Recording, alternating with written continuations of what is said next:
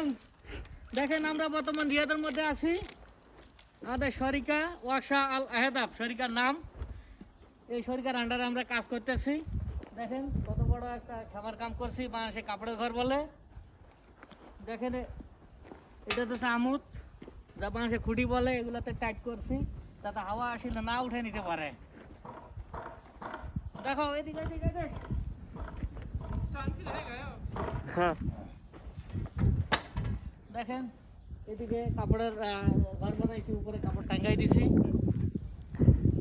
আচ্ছা, ভিতরে কি আছে? ভিতরে কি পানি পড়বো না? পানি পড়বো না ইনশাআল্লাহ, 10 বছর গ্যারান্টি।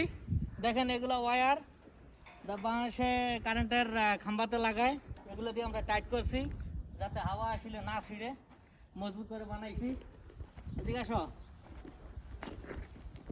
দেখেন এই কর্নার একটা আমুদ আছে, খুঁটি, এগুলো দিয়ে মজবুত করা হয়েছে। সাব্বা আছে নিচে।